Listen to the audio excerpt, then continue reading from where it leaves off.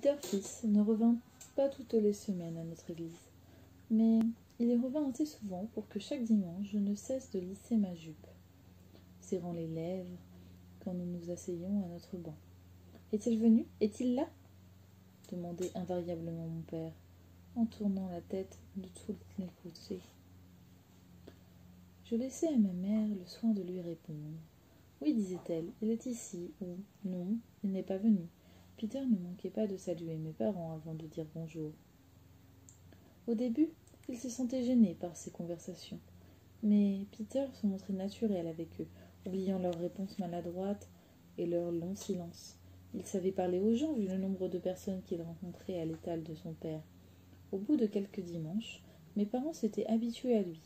La première fois que mon père rit d'une plaisanterie que Peter avait dite, il fut tellement surpris par sa propre réaction qu'il fronça aussitôt les sourcils, ne se déridant que lorsque Peter en eut raconté une autre. Lors de ces conversations venait toujours un temps où mes parents s'écartaient afin que nous soyons seuls. Peter avait la sagesse de les laisser choisir le moment opportun. Les premières fois, ils n'en firent rien. Puis un dimanche, ma mère prit mon père par le bras de manière significative, en disant « Si nous allons parler au pasteur ?» Je finis par prendre l'habitude de me retrouver seule avec lui, sous le regard de tous ces curieux. Parfois, Peter me taquinait gentiment, mais le plus souvent, il me demandait de lui raconter ma semaine, me répétait des histoires entendues au marché, ou me décrivait les ventes aux enchères au marché aux bestiaux. Il se montrait patient quand je me taisais soudain, ou quand je me montrais agressive ou distance. Jamais il ne me posait de questions sur mon maître. Jamais je ne lui confiais que je préparais les couleurs, appréciant qu'il ne m'ait rien demandé à ce sujet. Ces dimanches-là, je me sentais très perturbée. Au lieu de penser à Peter, je me surprenais en train de penser à mon maître. Un dimanche de mai, presque un an après mes débuts dans la famille de Lutlangandik, ma mère demanda à Peter, juste avant que mon père et elle nous laissent seuls, « Viendriez-vous déjeuner avec nous dimanche prochain, après le service ?» Peter sourit, de mon air ébahi. « Je viendrai, répondit-il. J'entendis à peine ce qu'il ajouta, quand il finit par s'éloigner, que mes parents me regardèrent et moi regagnâmes la maison. Je dus me mordre les lèvres pour ne pas hurler.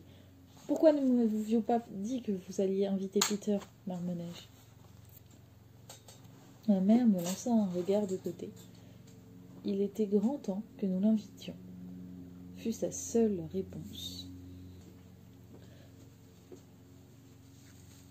Elle avait raison. Il lui était malaisant de ne pas l'inviter. C'était la première fois que je jouais ce jeu avec un homme. Mais j'avais vu les autres y jouer. Si Peter était curieux à mon égard, mes parents se devaient de le prendre au sérieux. Je devinais aussi quel sacrifice entraînerait sa venue. Désormais, mes parents avaient très peu de moyens. En dépit de mes gages et de ce que ma mère gagnait en filant la laine, il arrivait à peine à se nourrir, et encore moins à nourrir une autre bouche, qui plus est celle d'un boucher. Je n'étais guère en mesure de les aider, sauf peut-être en subtilisant ce que je pouvais dans la cuisine de Tanuki. Un peu plus tard, un peu de bois peut-être quelques oignons, du pain. Il se priverait de cette semaine et se chaufferait moins afin de lui préparer un repas décent. Toujours est-il qu'ils insistèrent pour qu'il vienne. Il ne me l'aurait jamais avoué, mais sans doute avait-il vu en le nourrissant une façon de garantir notre pitance. L'épouse d'un boucher et ses parents mangeraient à leur faim. Faire maigre aujourd'hui assurait des jours plus gras. Par la suite, lorsque ces visites devinrent plus régulières, Peter leur envoyait de la viande, que ma mère préparait pour le repas du dimanche. Lors de ce premier déjeuner, elle eut toutefois le bon sens de ne pas servir de viande à un fils de boucher. Il aurait pu vraiment mesurer leur pauvreté à la coupe du rôti. Elle préféra donc préparer une soupe de poisson, y ajoutant même quelques crevettes et du homard. Jamais elle ne m'avoua comment elle s'était débrouillée pour les acheter. La maison, si misérable fut-elle, rayonnait de ses attentions. Elle avait sorti certains des plus beaux carreaux de faïence de mon père, ceux qu'elle n'avait pas été contrainte de vendre. Elle les avait astiqués et alignés le long du mur pour permettre à Peter de les admirer en déjeunant. Il les complémenta avec sincérité, ma mère pour sa soupe,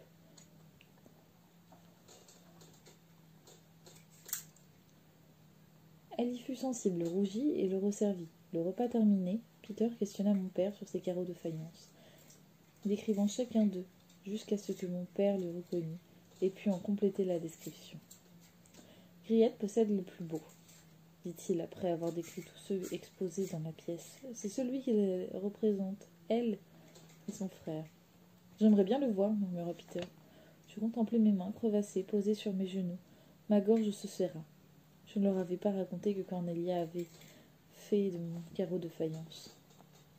Voyant que Peter s'apprêtait à partir, ma mère me souffla à l'oreille de l'accompagner jusqu'au bout de la rue. Je marchais à ses côtés, persuadée que tout le voisinage nous observait. Même si, en fait, la journée était pluvieuse, et que rares étaient ceux qui hasardaient au dehors. J'avais l'impression que mes parents m'avaient poussé dans la rue, qu'un marché avait été conclu, et qu'ils passaient la main à un homme. Au moins cet homme était bon, pensai-je, même s'il n'avait pas les mains aussi propres que je l'eusse souhaité. La main dans le creux de mes reins, Peter m'emmena dans une ruelle près du canal Rietveld.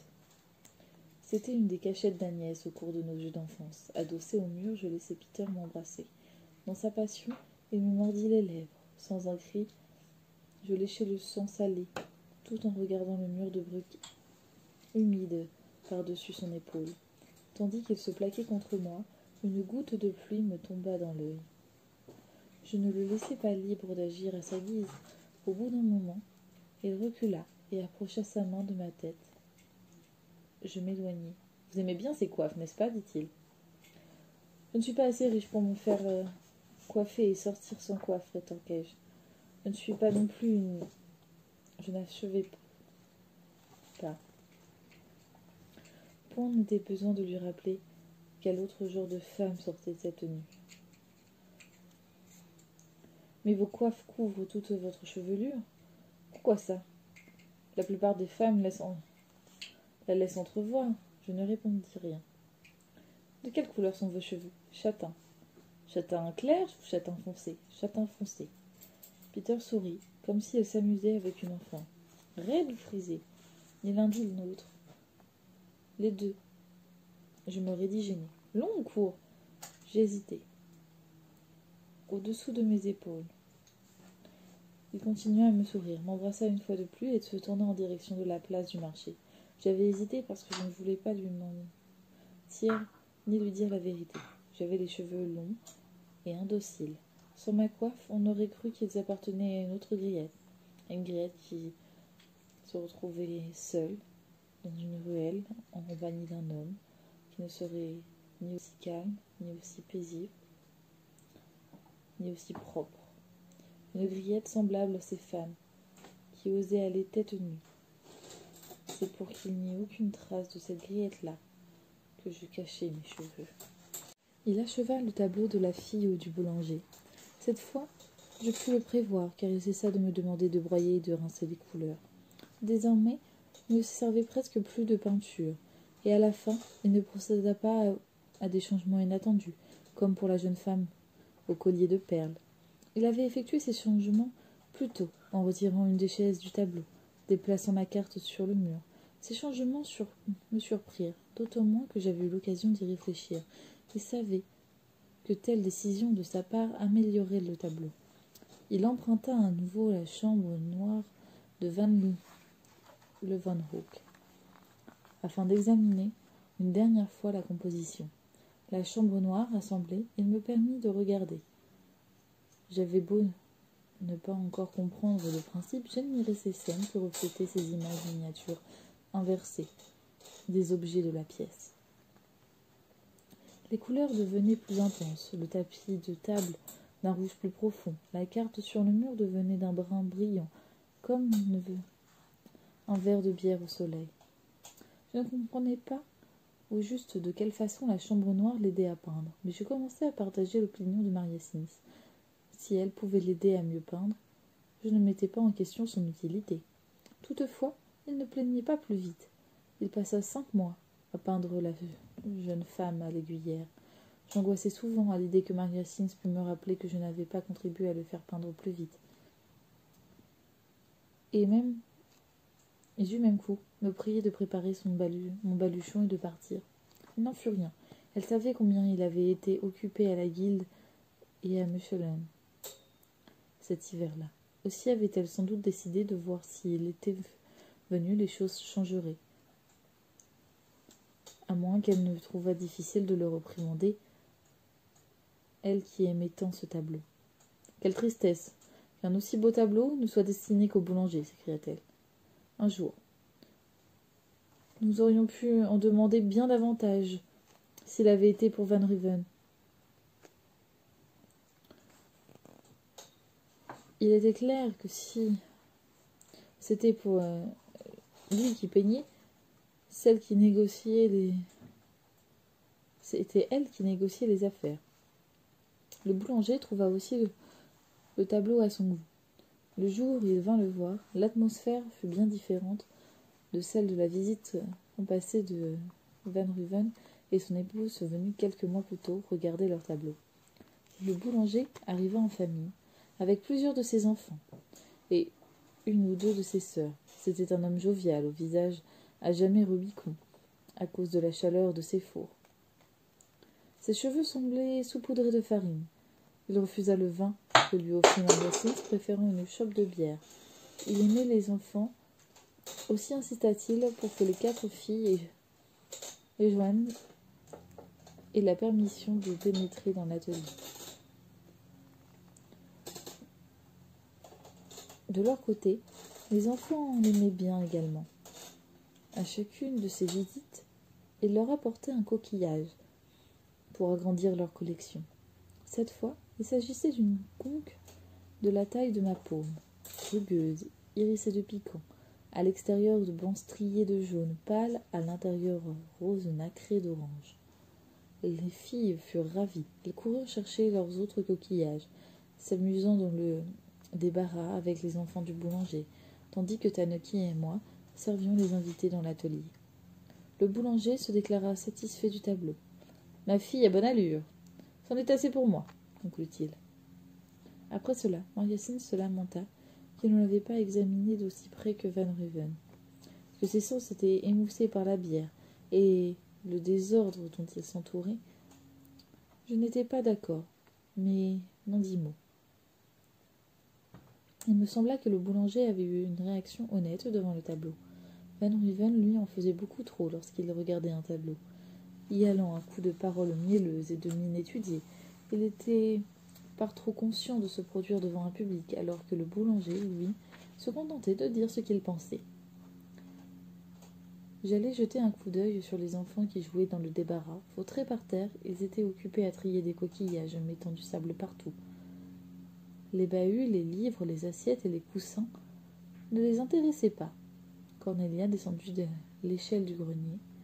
Elle sauta les 3 derniers échelons et poussa un hurlement triomphant en s'étalant par terre. Elle me lança un bref regard, véritable défi. L'un des fils du boulanger, de l'âge d'Alédis, grimpa quelques échelons et sauta par terre, suivi d'Alédis et de 2 autres enfants. Je n'avais jamais compris comment Cornélia avait réussi à se rendre au grenier pour y voler la garance, qui avait taché de rouge son tablier. Sournoise par nature, elle s'échappait sitôt qu'on avait le dos tourné. Je n'avais mentionné son chapardage ni à Maria Sims ni à lui, n'étant pas sûre qu'il me croirait. En revanche, je veillais désormais à garder les couleurs sous clé, sitôt que mon maître et moi étions absents. Je ne lui dis rien, en la voyant ainsi vautrée par terre, à côté de Merge, en contentant ce soir-là de vérifier que mes affaires étaient bien là. Tout y était, mon carreau de faïence brisé, mon peigne en écaille, mon livre de prière, mes mouchoirs brodés, mes cols, mes chemisiers, mes tabliers et mes coiffes. Je les contemplais et les repliais. Je passai ensuite les couleurs en revue, pour être sûre. Elles étaient aussi bien rangées. Personne ne semblait avoir touché au bahut. Sans doute se comportait-elle simplement comme une enfant grimpant à l'échelle pour en sauter, cherchant à jouer plutôt qu'à inventer quelques mauvais tours. Le boulanger prit possession de son tableau en mai, mais mon maître ne commença pas le tableau suivant avant le mois de juillet. Un tel délai m'inquiétait, car je m'attendais à ce que Maria Sims me le reproche, même si nous savions l'une et l'autre que je n'y étais pour rien.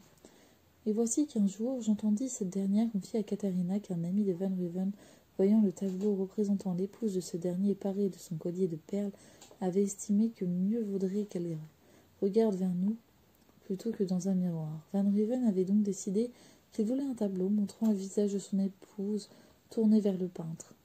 Il ne peint pas souvent ses modèles dans cette pose, avait-elle remarqué. Je n'avais pu entendre la réponse de Katharina. Je cessai un instant de balayer la chambre des filles. « Rappelle-toi la dernière fois » avait insisté Maria Sims, soucieuse de lui rafraîchir la mémoire. « Oui, la servante. Souviens-toi de Van Ruven et de la servante à la robe rouge. » Katharina avait réprimandé un éclat de rire. « C'est la dernière fois dans un de ces tableaux que le modèle vous regarde, » poursuivit Maria Sims. « Et quel scandale! J'étais sûre et certaine qu'il refuserait la suggestion de Van Ruven, mais figure-toi qu'il l'a acceptée. » Je ne pouvais poser de questions à Maria Sims, elle aurait deviné que je les avais écoutées. Je ne pouvais pas non plus en poser à Tanuki, car elle m'aurait jamais répété le moindre commérage. Aussi un jour, profitant de ce qu'il n'y avait pas beaucoup de clients à son étal, je demandai à Peter Fils s'il avait entendu parler de la servante à la robe rouge. « Oh oui, cette histoire a fait le tour du marché à la viande, » répondit-il en riant. Il se pencha et entrevit de réallonger les langues de bœuf de l'inventaire. Ça remonte à quelques années. Il semblerait que Van Ruven ait voulu qu'une de ses filles de cuisine pose avec lui pour le tableau. Il en vêtut d'une des robes de son épouse, et Van Ruven a veillé à ce qu'elle ait du vin dans le tableau pour la faire boire, chaque fois qu'il posait. Bien sûr, elle s'est retrouvée enceinte de Van Ruven avant que le tableau soit terminé. Et qu'est-ce qu'il est advenu d'elle? Peter haussa les épaules. Qu'est-ce qui arrive à des filles comme ça? À ces mots, mon sang se figea dans mes veines. Il était clair que je n'avais déjà entendu des histoires de ce genre, mais aucune ne m'avait affecté d'aussi près. Je me revis, rêvant de porter les vêtements de Katharina. Je revis Van Ruven, me prenant par le menton dans le couloir. Je les réentendis disant à mon maître « Vous devriez faire son portrait ». Peter avait laissé là ce qu'il faisait. Il me regardait d'un air désapprobateur. « Pourquoi vouliez-vous connaître l'histoire de cette fille ?»« Pour rien, répondis-je, d'un ton dégagé. C'est juste quelque chose que j'avais entendu raconter, c'est tout. » Je n'étais pas là lorsqu'il avait disposé les éléments du tableau de la fille du boulanger, car je lui servais encore d'assistante. En revanche, la première fois que l'épouse de Van Ruven vint le poser pour lui, j'étais au grenier, en train de travailler. Je pouvais ainsi entendre ce qu'il disait. Femme silencieuse, elle suivait sans bruit ses directions. Même ses chaussures délicates ne résonnaient pas sur le dallage. Il la pria de se tenir près de la fenêtre, au volet ouvert, puis il lui demanda de s'asseoir sur l'une des deux chaises, aux têtes de lion placées autour de la table. Je l'entendis fermer des volets. « Ce tableau sera plus sombre que le précédent, déclara-t-il. Elle ne réagit pas. On aurait dit qu'il se parlait à lui-même. Au bout d'un moment, il m'appela. J'entrai. « Griette, me dit-il, allez me chercher le mantelet jaune de ma femme, ainsi que son collier de perles et ses boucles d'oreilles. » Katharina étant partie passer l'après-midi chez une de ses amies, je ne pouvais lui demander ses bijoux, ce que, je l'avoue, j'aurais redouté. Je décidai d'aller retrouver Maria Sims dans la salle de la crucifixion. Cette dernière m'ouvrit le coffret à bijoux de Katharina et me tendit son collier, ses boucles d'oreilles. Je sortis ensuite le mantelet du placard de la grande salle. Je le secouai et le posai bien pilé sur mon bras. C'était la première fois que je le touchais. J'enfouis mon nez dans la fourrure douce, comme celle d'un lapereau. Dans le couloir qui menait à l'escalier, j'éprouvais le soudain désir de m'enfuir avec ces richesses. J'aurais pu courir jusqu'à l'étoile de la place du marché, choisir une direction et ne jamais revenir. Au lieu de cela, je l'ai rapporté à l'épouse de Van Riven, l'aidant à enfiler le mantelet. Elle le portait comme si c'était une seconde pompe. Après avoir glissé les tiges des boucles d'oreilles dans les trous des lobes, elle passa les perles autour de son cou. J'avais saisi les rubans pour nouer le collier, quand il ordonna « Ne mettez pas le collier, laissez-le sur la table. » Elle se rassit. Il fit de même et se mit à l'étudier. Cela ne semblait pas la gêner. Elle laissait son regard errer dans l'espace, sans rien voir, comme il avait essayé de me l'apprendre. « Regardez-moi, dit-il. » Elle le regarda. Elle avait de grands yeux sombres, presque noirs. Il posa un tapis de table, mais le remplaça par l'étoffe bleue. Il aligna les perles sur la table, puis il en fit un tas avant de les réaligner à nouveau. Il lui demanda de se lever et ensuite de s'asseoir, d'abord de se pencher en arrière, puis en avant. Je crus qu'il avait oublié que j'observais tout cela depuis un coin de l'atelier, quand je l'entendis dire « Griette, allez me chercher la houppette de Katharina !» Il lui demanda de la tenir contre son visage, puis de la poser sur la table sans la lâcher, et enfin de la laisser sur le côté. Il me l'attendit alors. « Remportez-la, dit-il. » Quand je revins, il lui avait donné une plume et une feuille de papier. Assise sur la chaise, penchée en avant, elle écrivait. Un encrier près d'elle, il ouvrit deux des volets du haut, en ferma deux en bas. La pièce s'assombrit, mais la lumière éclairait son front, arrondisse, son bras posé sur la table et la manche de son mantelet jaune. « Avancez légèrement la main, dit-il comme ça. » Elle se mit à écrire. « Regardez-moi, dit-il. » Elle le regarda. Il alla chercher une carte dans le débarras, l'accrocha au mur derrière elle, puis il l'enleva. Il essaya un petit passage, un tableau représentant un bateau, le mur nu. Puis il disparut au rez-de-chaussée. En son absence, j'observai l'épouse de Van Riven. Peut-être était-ce impoli de ma part, mais je tenais à voir ce qu'elle allait faire. Elle ne bougea pas. Elle sembla s'installer plus complètement dans la pose. Le temps qu'il revienne avec une nature morte aux instruments de musique, on aurait pu croire qu'elle avait toujours été assise à cette table en train d'écrire une lettre. J'avais entendu dire qu'il l'avait déjà représentant vendu lutte dans un tableau antérieur à celui du collier de perles. Depuis, elle devait avoir compris ce qu'il voulait d'un modèle. Peut-être était-ce tout simplement pour lui le modèle parfait. Il accrocha le tableau derrière elle et se rassit pour l'étudier. Tandis qu'ils se regardaient mutuellement, j'eus l'impression que je cessais d'exister. J'aurais voulu retourner à mes couleurs, mais je craignais de troubler cet instant. La prochaine fois que vous viendriez, mettez des rubans blancs dans vos cheveux plutôt que des roses, et servez-vous d'un ruban jaune pour les attacher sur votre nuque. Elle acquiesça d'un signe de tête des plus discrets. Détendez-vous. Quand il eut pris congé d'elle, je me sentis libre de m'en aller. Le lendemain, il approcha une autre chaise de la table. Le jour suivant, il apporta le coffret à bijoux de Katharina et le posa sur la table. Les serrures des tiroirs étaient incrustées de perles. Alors que je travaillais dans le grenier, le Van Hoek amena sa chambre noire. « Il faudra un jour que vous ayez la vôtre, lui dit-il de sa voix grave. Mais je dois reconnaître que cela me donne l'occasion de voir ce que vous peignez. Où est le modèle ? Elle n'a pas pu venir, s'est ennuyée. Non. Griette ? appela-t-il. Je descendis de l'échelle. En me voyant entrer dans l'atelier, Van Hoek me regarda stupéfait. Il avait les yeux d'un brun très clair, et les lourdes paupières lui donnaient l'air somnolent. En fait, loin d'être somnolent, il était éveillé et intrigué, les lèvres crispées.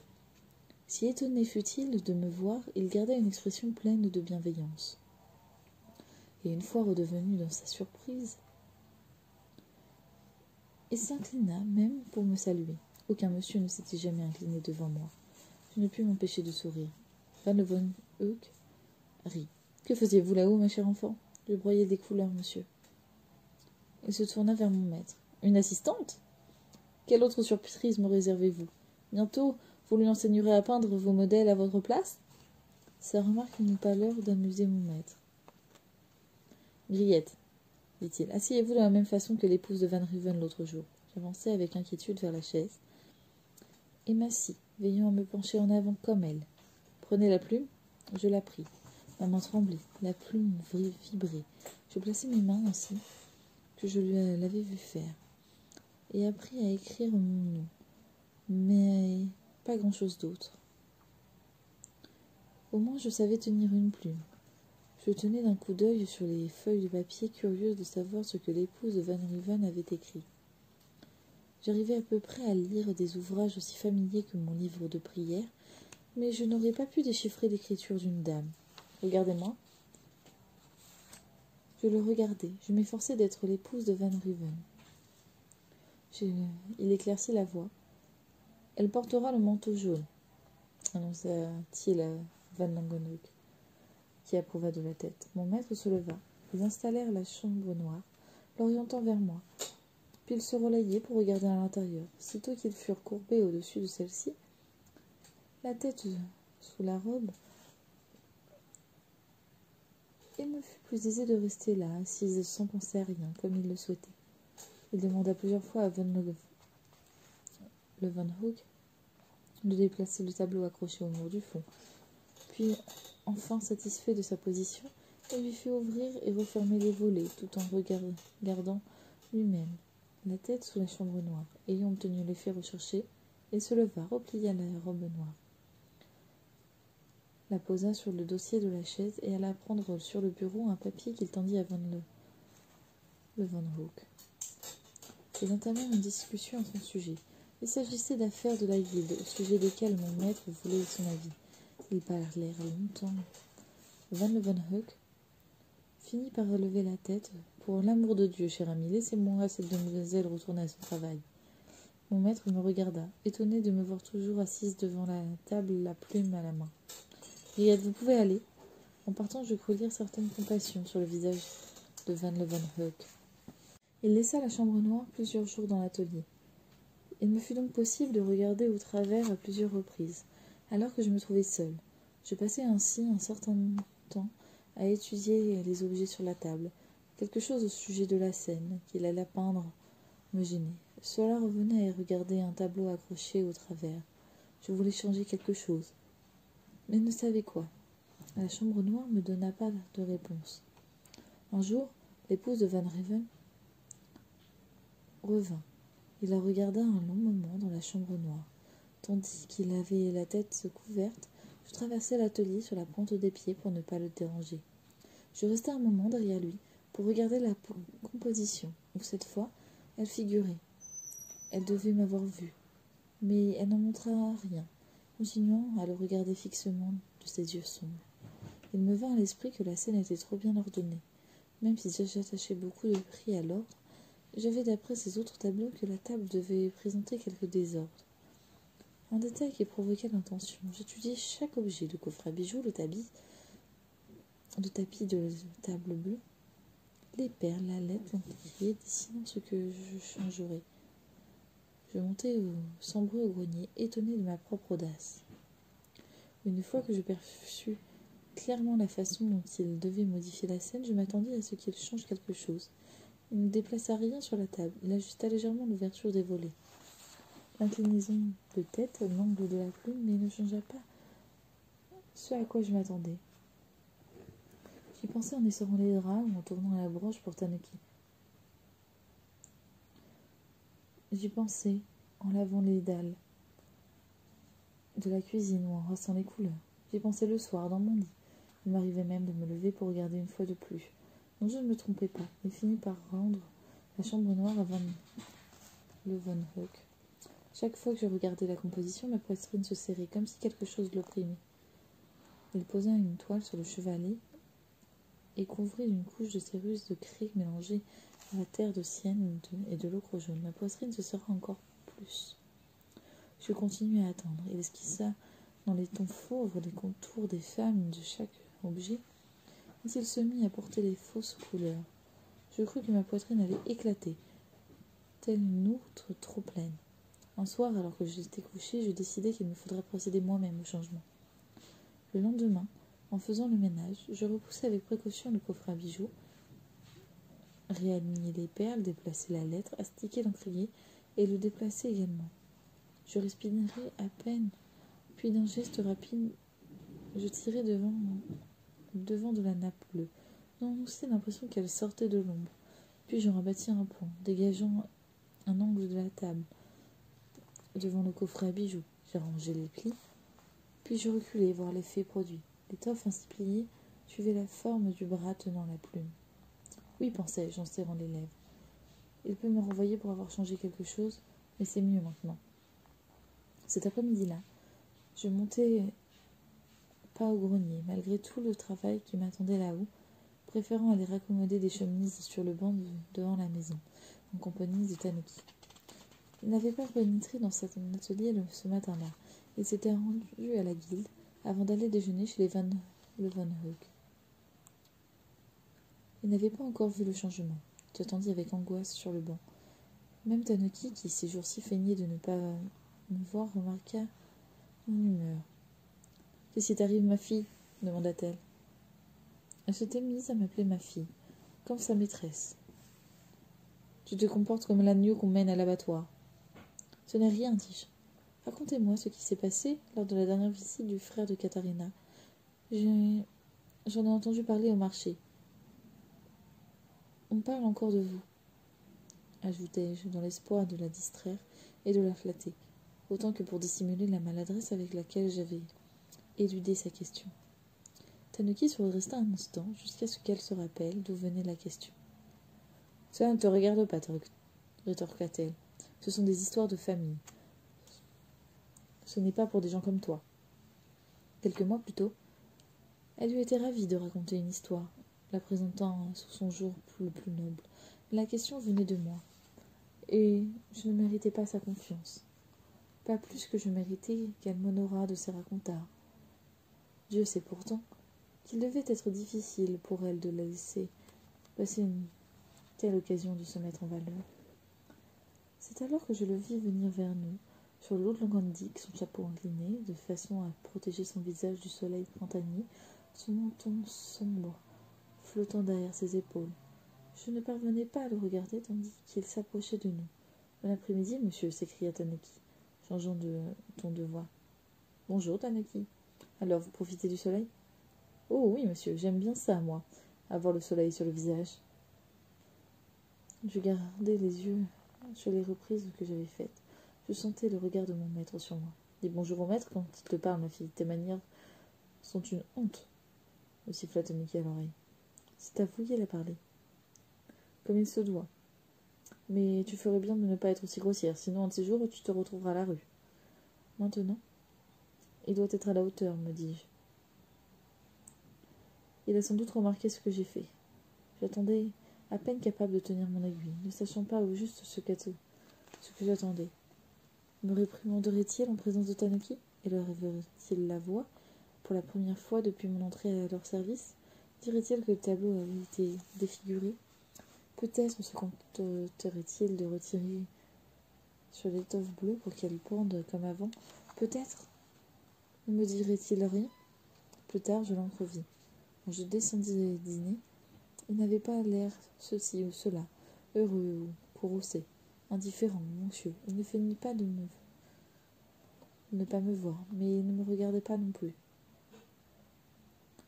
En montant me coucher, j'allais voir si elle avait remis l'étoffe comme elle était avant que je n'y touche. Il n'en était rien. Je m'approchai, ma chandelle au-dessus du chevalier. Mon maître avait esquissé cette fois dans des tons fauves les plis de l'étoffe bleue. Il avait respecté le changement que j'avais suggéré. Au lit ce soir-là, je souriais dans l'obscurité. Le lendemain matin, il entra alors que je nettoyais autour du coffret à bijoux. Jamais il ne m'avait surprise en train de mesurer la distance des objets entre eux. Je posais le bras le long d'un des côtés du coffret, je déplaçais ensuite afin d'épousseter autour et au-dessus. Je me levai alors la tête. Il m'observait, il ne dit rien. Moi non plus, soucieuse que j'étais de remettre le coffret à un endroit précis où il se trouvait. Je tamponnai ensuite l'étoffe bleue à l'aide d'un chiffon humide, veillant à préserver les plis que je lui avais donnés. Mes mains tremblaient un peu pendant que je le nettoyais. Une fois que j'eus terminé, je le regardai. « Dites-moi, Griette, pourquoi avez-vous déplacé la nappe ?» Sa voix avait le même ton que lorsqu'il m'avait questionné au sujet des légumes dans la cuisine de mes parents. Je réfléchis. Il faut un peu de désordre dans la composition pour faire ressortir la sérénité du modèle, expliquai-je. Il faut quelque chose qui dérange l'œil, tout en lui étant agréable. Et ça l'est parce que l'étoffe et son bras sont dans une position similaire. Un long silence s'ensuivit. Mon maître contemplait la table. J'entendis, m'essuyant les mains, à mon tablier. Je n'aurais pas cru que je pouvais apprendre quelque chose d'une servante, finit-il par dire. Un dimanche, ma mère vint se joindre à nous, alors que je découvris le nouveau tableau à mon père. Peter écoutait, les yeux fixés sur une tache de lumière au sol. Il se taisait toujours lorsque nous parlions des tableaux de mon maître. Je ne mentionnais pas le changement que j'avais suggéré et que mon maître avait approuvé. « Je trouve que ces tableaux ne sont pas bons pour l'âme, » déclara soudain ma mère. Elle fronçait les sourcils. Jamais jusqu'ici elle n'avait parlé de l'œuvre de mon maître. Intrigué, mon père se tourna vers elle. « Disons qu'ils sont bons pour la bourse, » lança Franz. C'était l'un des rares dimanches où il nous rendait visite. Ces derniers temps, il semblait ne penser qu'à l'argent. Il m'interrogeait sur la valeur de certains objets de la maison de mes maîtres, sur celle des perles et du mantelet représentés sur les tableaux, et celle du coffret incrusté de perles, et sur celle de son contenu. Il voulut connaître le nombre et la dimension de tableaux accrochés au mur. Je ne renseignai guère. J'étais triste de penser cela de mon frère, mais je craignais qu'il ne songe à une façon plus facile de gagner sa vie que l'apprentissage d'une fabrique de carreaux de faïence. Sans doute rêvait-il, mais je ne voulais pas alimenter ses rêves de visions d'objets de valeur à sa portée ou à la portée de sa sœur. « Qu'entendez-vous par là, mère ?» demandai-je sans tenir compte de la remarque de Franz. « Il y a quelque chose de pernicieux dans ta description des tableaux, expliqua-t-elle. À t'entendre, on croirait que la femme que tu décris est la Vierge Marie, alors qu'il s'agit juste d'une femme dans un train, en train d'écrire une lettre. Je donne à ce tableau une signification qu'il n'a pas ou qu'il ne mérite pas. Il y a des milliers de tableaux à Delphes. Tu peux les voir partout, dans une taverne, aussi bien que chez un homme riche, avec 2 semaines de gage. Tu pourras en acheter un au marché. » Si je faisais ça, répondis-je, père et vous n'auriez rien à manger pendant 2 semaines, et vous mourriez, sans voir ce que j'ai acheté. Mon père grimaça. Franz, qui s'amusait à faire des nœuds avec un bout de ficelle, s'immobilisa. Peter me lança d'un coup d'œil. Ma mère demeura impassible. Il était peu fréquent qu'elle dise ce qu'elle pensait. En ces rares occasions, ses paroles étaient d'or. « Je vous demande pardon, mère, poursuivis-je. Je ne voulais pas. Travailler pour eux a fini par se monter à la tête, interrompit-elle. Tu en oublies qui tu es et d'où tu viens. Nous sommes une famille protestante honorable, dont les besoins ne sont pas déterminés ni par la recherche de l'aisance, ni par la mode. Je la regardais piquée au vif par ces paroles. Ces paroles que je dirais à ma propre fille si je m'étais inquiétée pour elle. Je reconnaissais bien leur bien fondé, même si je n'appréciais guère qu'elle me l'ait dit, même si je n'appréciais guère qu'elle mît en question la valeur du tableau de mon maître. Ce dimanche-là, Peter ne passa pas longtemps dans la ruelle en ma compagnie. Le lendemain matin, il me fut pénible de regarder le tableau, après avoir étalé les fausses couleurs. Il avait stissé les yeux, le front en haut, et bombé une partie des plis de la manche du mantelet.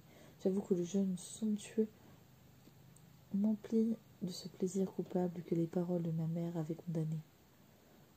Au lieu de cela, j'essayais d'imaginer le tableau achevé, accroché dans l'étal de Peter Père, en vente pour 10 florins, le simple portrait d'une femme écrivant une lettre. Ce fut en vain. Il était de bonne humeur cet après-midi-là, sinon je ne lui aurais pas demandé. J'avais appris à jauger son humeur, non point d'après ce que le peu qu'il disait, ni même d'après l'expression de son visage. Il ne sait guère paraître quoi que ce soit, mais à sa façon d'aller et venir dans l'atelier et le grenier. Quand il était heureux, quand il travaillait bien, il arpentait la pièce d'un pas assuré et précis. S'il avait été musicien, il aurait été chantonné, siffloté tout bas. Quand au contraire cela n'allait pas bien, il s'arrêta regardait par la fenêtre, en tenant pas en place, commençait à grimper à l'échelle, menant au grenier, et parvenu à mi-hauteur, redescendait. Monsieur, hasardai-je, quand il monta au grenier. Ajoutez de l'huile de lin à la céruse, que je finis par quand il monta au grenier, ajoutez de l'huile de lin à la céruse, que je venais de broyer. Il travaillait à la fourrure de la Manche. L'épouse de Van Ruven n'était pas venue ce jour-là, mais je m'étais aperçu qu'il pouvait peindre certains éléments de son portrait en son absence. Il me regarda étonné. « Vous disiez, Grete ?» Merge et lui étant les deux seuls de la maison à m'appeler par mon prénom. « Vos tableaux sont-ils catholiques ?» Laissa Rita le flacon d'huile de lin en suspens, au-dessus de la coquille contenant de la céruse. Il baissa la main, tapota le flacon contre dessus. « Qu'entendez-vous par là ?» J'avais parlé sans réfléchir. Je ne savais que répondre. J'essayai une autre question. Pourquoi y a-t-il des tableaux dans les églises catholiques ? Êtes-vous déjà entré dans une église catholique, Griette ? Non, monsieur. Dans ce cas, vous n'avez jamais vu de tableaux, de statues ou de vitraux dans une église, n'est-ce pas ? Non. Vous n'avez donc vu des tableaux que dans des maisons, des boutiques ou des auberges. Et au marché ? Oui, au marché. Aimez-vous regarder des tableaux ? Oui, monsieur, j'aime ça. Je commençais à croire qu'il ne me répondrait pas. Il se contentait de me poser des questions à ne plus finir. Que voyez-vous quand vous en regardez un ? Eh bien, ce que le peintre a représenté, monsieur. Même s'il approuva d'un signe de tête, je sentis que je n'avais pas répondu ce qu'il souhaitait m'entendre répondre. Par conséquent, quand vous le regardez dans l'atelier, que voyez-vous ? Une chose est sûre. Je ne vois pas la Vierge Marie, dis-je plutôt pour défier ma mère que pour répondre à sa question. Il me regarda surpris. Vous attendiez à voir la Vierge Marie ? Oh non, monsieur, répliquai-je troublé. À votre avis, ce tableau est-il catholique ? Je ne sais pas, monsieur. Ma mère m'a dit, votre mère n'a pas vu ce tableau, n'est-ce pas ? Non. Dans ce cas, elle ne peut pas vous dire ce que l'on y voit ou ce qu'on n'y voit pas. Non. Il avait beau avoir raison, je n'aimais pas l'entendre critiquer ma mère. Ce tableau, qui est catholique ou protestant, reprit-il, mais ceux qui le regardent et ceux qu'ils s'attendent à voir. Un tableau est dans une église est comme une chandelle dans une pièce obscure. On s'en sert pour mieux voir. Elle est un pont entre Dieu et nous-mêmes. Mais ce n'est pas une chandelle protestante ou une chandelle catholique. C'est juste une chandelle. Nous avons besoin de ce genre de choses pour nous aider à voir Dieu, rétorquai-je. Nous avons sa parole, et c'est assez. Il sourit. Saviez-vous, Griette, que j'ai été élevé protestant ? Je me suis converti lors de mon mariage. Par conséquent, vous n'avez pas besoin de me faire des sermons. J'ai déjà entendu tout ça. Je le regardais ahuri. Je n'avais jamais entendu parler de qui que ce soit ayant décidé un beau jour de ne plus être protestant. J'avais peine à croire qu'il fût vraiment possible de changer. Mais il l'avait fait. Il semblait attendre ma réaction. Même si je ne suis jamais entré dans une église catholique, commençai-je lentement, je crois que si je voyais un tableau, il ressemblerait au vôtre. Bien qu'il n'y ait pas de scène de la Bible ou de la Vierge à l'enfant ou de la crucifixion, j'eus un frisson à la seule pensée du tableau accroché au-dessus de mon lit quand je dormais à la cave. Il reprit le flacon et versa avec soin quelques gouttes d'huile dans la coquille. À l'aide de son couteau à palette, il entreprit de mélanger 2 ingrédients jusqu'à ce que la peinture ait la consistance du beurre dans une cuisine où il fait chaud. Je regardais fasciné par le mouvement du couteau argenté dans la peinture d'un blanc de crème. Il existe une différence entre catholiques et protestants en ce qui concerne la peinture, m'expliqua-t-il tout en travaillant. Mais elle n'est pas forcément aussi importante que vous pourriez l'imaginer. La peinture peut parfois servir à des fins spirituelles pour les catholiques. Mais rappelez-vous aussi que les protestants voient Dieu partout en toutes choses. En peignant des objets courants tels que les tables, les chaises, des coupes, des aiguillères, des soldats ou des servantes. Ne glorifie-t-il pas aussi la création divine ? J'aurais souhaité que ma mère l'entende. Il aurait même réussi à l'aider à comprendre.